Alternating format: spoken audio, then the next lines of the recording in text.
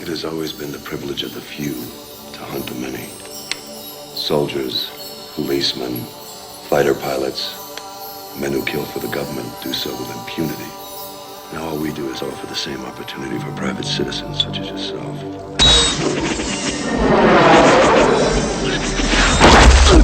We pride ourselves in only hunting combat veterans. Men who have the necessary skills to make our hunts more interesting.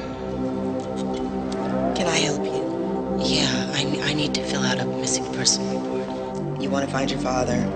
Take my advice. Canvass the missions. Ask at the shelters. But, get somebody who knows the city to show you around. Or I'll be filling out one of these on you. Hello, pretty lady.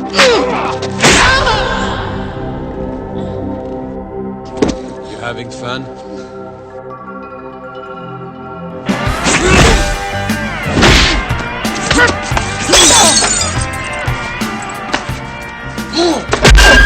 How'd you, like to work for me? I'll pay you $100 a day. We're looking for someone who worked for you. The man's name is Douglas Bender. I never heard of him. I think I know you. Hello, Randall. I didn't know you had company.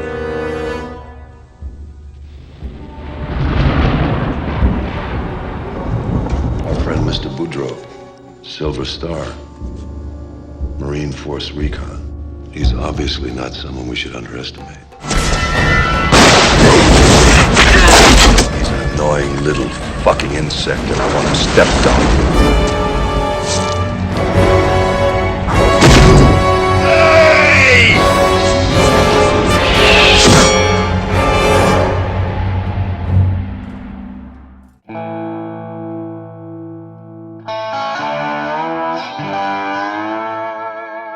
Hard Target arrived in the summer of 1993, costing around $20 million and made approximately $75 million worldwide. It was considered a success and was a major hit on home video. Despite the good numbers, it was given mixed reviews at the time, citing its weak script and poor acting from Jean-Claude Van Damme, but it was praised on a technical level. This was John Woo's first Hollywood feature, and to many this was a major selling point of the movie. Many action fans had already been admiring his work from Hong Kong with hits such as The Killer and Hard Boiled. When it came to its rating, the MPAA weren't happy with the level of violence and gave it an NC-17. Studios believe if a movie is given anything stronger than an R rating, then it's a box office failure. So John Woo had to make many cuts to bring down the rating. The MPAA, as usual, were very unhelpful when it came to what needed to be removed. John Woo trimmed many of the action scenes, taking away some of the excitement. The running time came to 97 minutes. The UK, parts of Europe and Asia received the 100-minute version. This version had the majority of the action scenes intact. When this came to VHS, it was labelled the uncut version. This is not to be confused with the director's cut, which runs at 116 minutes. Growing up, I didn't know the US version was cut, so when I picked up the DTS Laserdisc, I was disappointed to find many scenes had been trimmed. Luckily, the Blu-ray is the uncut version, so if you live in the States and the US version on Blu-ray is cut, then try the UK version, as it's region free. John Woo was very interested in pursuing a career in Hollywood, and was apparently enticed by the improved working conditions in comparison to Hong Kong's film industry. John was given his first job offer from Universal Pictures, after the chairman had been impressed with Woo's film The Killer, but the studio was unsure if a director who could not speak English well could handle a large-scale production. They brought on director Sam Raimi to oversee the production and would take control if Woo fell behind on the shooting schedule or couldn't fulfill his role as a director. Raimi was already a huge fan of John Woo and assured the studio he was confident in the director, stating that Woo at 70% is still going to blow away most American directors working at 100%. After John had read through a number of scripts, he settled on Hard Target, which was originally going to be directed by Andrew Davis, who turned it down. Woo was impressed with the story and felt it had a good solid structure that would fit well with action. Hard Target was inspired by the book The Most Dangerous Game, borrowing the idea of man versus man. Before any director became attached to the project, Universal were looking to use it as a vehicle for Van Damme. John Woo originally wanted Kurt Russell, but he was unavailable. Woo made many changes to the planned action scenes to incorporate Jean-Claude's abilities and to try and make him look good on screen. John had said Van Damme had a bit of an ego at the time, but remained professional on set. The team surrounding John Woo had huge respect for him, despite him not really having a commanding presence behind the scenes. Jean-Claude Van Damme at this point was very popular and had recent success at the box office with Universal Soldier and Nowhere to Run. He got signed on with Universal Studios and they went on to produce and distribute 4 more movies with him: Time Cop, Street Fighter, Sudden Death and The Quest. Jean-Claude got most of the negative feedback at the time for his performance in Hard Target. When it came to the action, he was on top form, showing his flexibility and natural ability when it came to fighting and the shootout scenes. He wasn't actually given that much dialogue, probably down to his acting abilities at the time.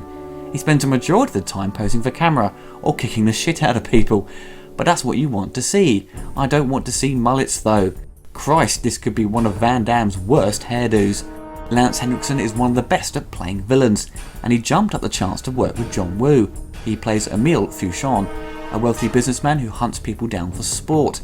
Lance really has that intimidating personality. You wouldn't want to get on his bad side even in real life, and that blends so well with his character. His whole performance just seems very natural. I love the idea he has a gun that can only be loaded with 1 bullet, implying he's a top marksman and only needs 1 bullet to kill someone. Arnold Vosloo plays Pick Von Cleef, who has similar traits to Lance's character. He is just as evil but hides behind a professional persona, where he is cool and calm, which is actually probably more scary because you don't know what he is capable of. He enjoys torturing people and you know he's up to something when he has a smile on his face. His character thinks more clearly and doesn't let his ego get the better of him, unlike Fouchon, who later on in the movie becomes desperate to kill Chance and lets his guard down. What people fondly remember is Vosloo's dialogue. He always says people's names 3 times in a row, and remember, not to hurt his feelings. This movie and The Hit List were Yancey Butler's first feature films. She had worked mainly in TV, and since Hard Target I personally hadn't seen her in much until she popped up as Angie D'Amico in Kick-Ass 1 and 2. I think she is a good actress and she plays Natasha well. She portrays that sweet, unvulnerable character easily. I don't think there's much chemistry between her and Van Damme. It may be down to the limited dialogue, and they have this implied sexual tension that doesn't work. It's best to leave Van Damme's character as a bodyguard and nothing more. The movie opens in New Orleans. A homeless man whom you later find out is a veteran called Douglas Binder. He's being hunted down for sport. His task is to reach the other side of town to win $10,000 and his life. Pursuing him is the hunt organiser Emile Fouchon and his colleague Pick Von Cleef, and a businessman named Mr. Lopaki, who has paid $500,000 for the opportunity to hunt down the veteran. Binder seems to be doing well despite being shot by an arrow, but just as he nears the end, he is shot by 3 crossbow bolts. One through his chest finishes him off. Binder's long estranged daughter Natasha is searching for her father and visits his last known address, but she is told by the landlord that he has moved on, leaving some of his belongings to cover his rent. Natasha heads to the city to seek him out, where a bunch of thugs are keeping a close eye on her, noticing she has plenty of cash on her. Chance Boudreau spots this and keeps an eye on them, coming to Natasha's rescue as she is assaulted, beating the living crap out of them. Playing it cool, Boudreau gives Natasha back her purse and walks off like nothing happened, leaving Natasha stunned. Natasha heads to the police department to submit a missing persons report for her father, but is advised by the officer on duty, May Mitchell, to find someone who knows the city that could help her track down her father. Natasha locates Chance at the docks. Chance is having difficulty finding work due to his debts to the union. She asks him for his help and he only agrees on the terms. She covers his payments. Natasha and Chance head to the homeless hangout and discover that her father distributed flies for a seedy recruiter named Randall, who had been secretly supplying Fouchon with homeless men with war experience and no family ties. When Natasha and Chance question Randall about her father's death, he claims he's never met the guy. But evil Van Cleef is eavesdropping. He and Fouchon later visit Randall and beat him up to punish him for sending them a man with a family. New Orleans detective Mitchell is reluctant to investigate Binder's disappearance until his charred body is discovered in the ashes of a derelict building. The death is ruled accidental by the medical examiner Dr. Morton, but Chance searches the ruins and finds Binder's dog tag, which was pierced by one of the crossbow bolts. Van Cleef's thugs suddenly ambush Chance and beat him unconscious to scare him and Natasha out of town. When he recovers, he offers Mitchell the dog tag as evidence that Binder was murdered. With the investigation getting closer, Van Cleef and Fouchon decide it's time to move on and relocate their hunting business and begin eliminating loose ends. The medical examiner who had been hiding evidence of the hunt and Randall are both executed. Mitchell, Natasha and Chance arrive moments later at Randall's office and are ambushed by Van Cleef and several of his men. During the shootout, Mitchell is shot in the chest and killed. Chance jumps into action and kills a handful of the mercenaries and escapes with Natasha on a motorbike. Fouchon sees Chance as a worthy opponent and is desperate to hunt him down and kill him. For years, the work print, or you could say the director's cut of Hard Target, has been floating around online and been in the hands of collectors since 1994. The work print runs at 128 minutes and the supposed director's cut runs at 116 minutes. This being the version circulated online, contains a number of scenes left on the cutting room floor, and the movie has been temped with music from Aliens and Terminator 2. Most of the action scenes are slightly longer, and there is more violence, such as when Van Cleef cuts off Randall's ear, but the new scenes that you will notice are the implied sex scenes between Chance and Natasha. He makes a move on her and she initially turns him down, but changes her mind, then the movie cuts to another scene. The motorbike sequence is a bit longer and is more exciting to watch. It always makes me laugh when you have these cardboard boxes floating around for the stuntmen to crash into.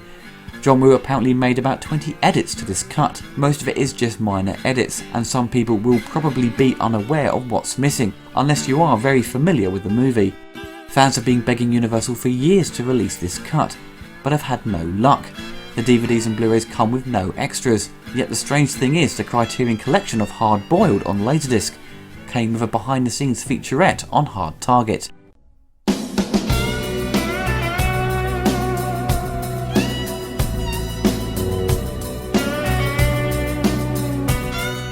Composer Graham Revell, who never seems to be mentioned when people list their favourite composers, scored a very interesting soundtrack. Graham has scored a lot of average films, but all those movies have fun and memorable scores.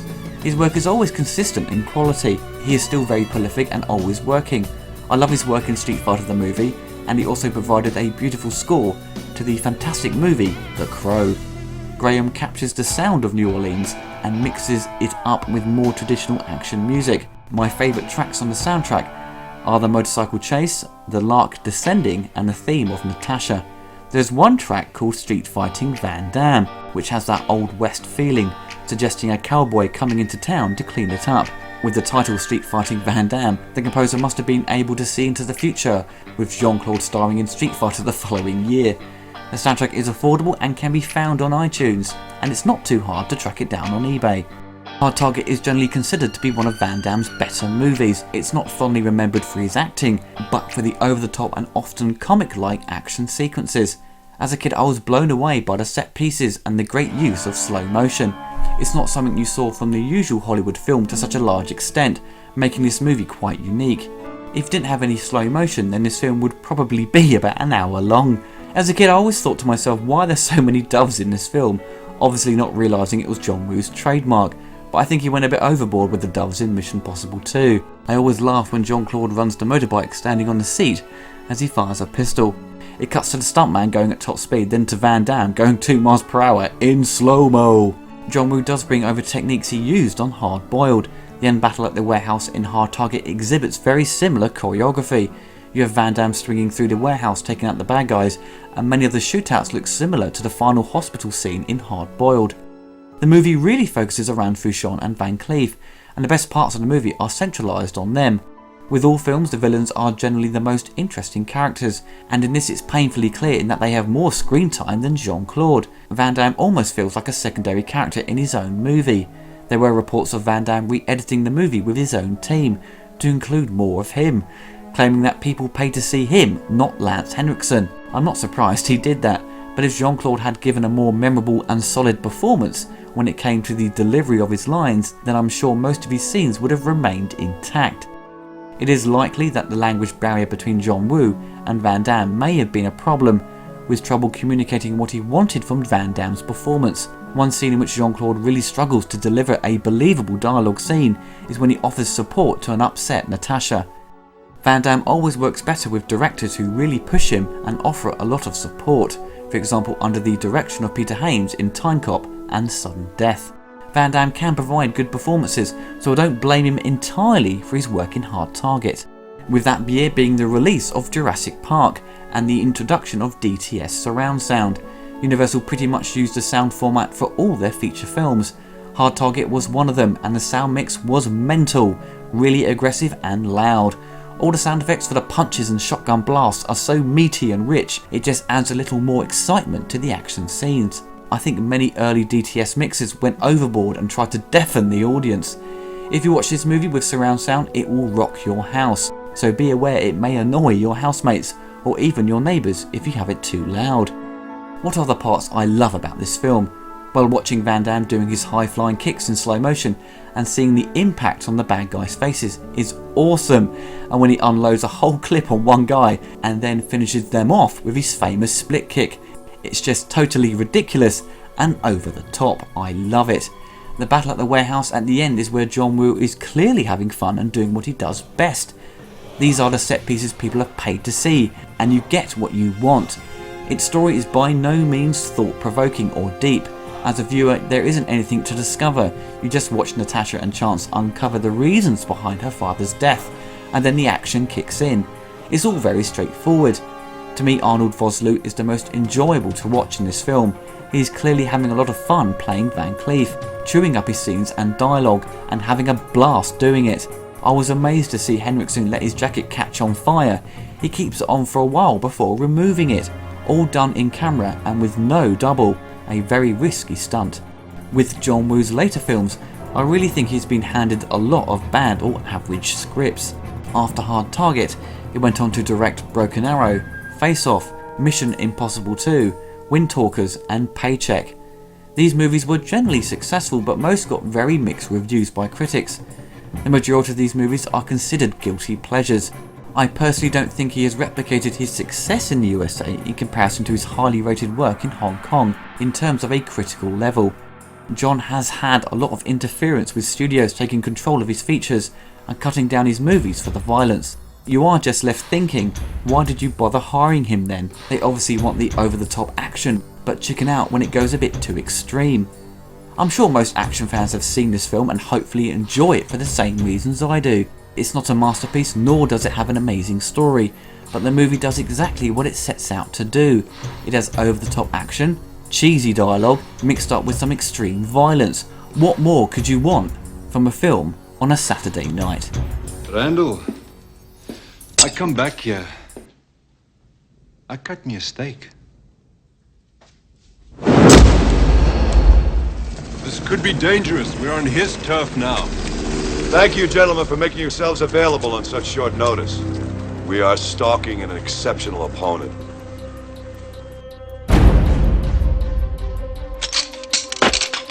Woodrow. I've been looking all over for you.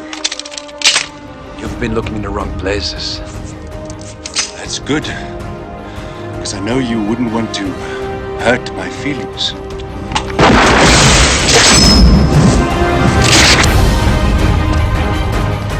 You're not angry with me, are you, Pick? I don't get angry. I'm a professional.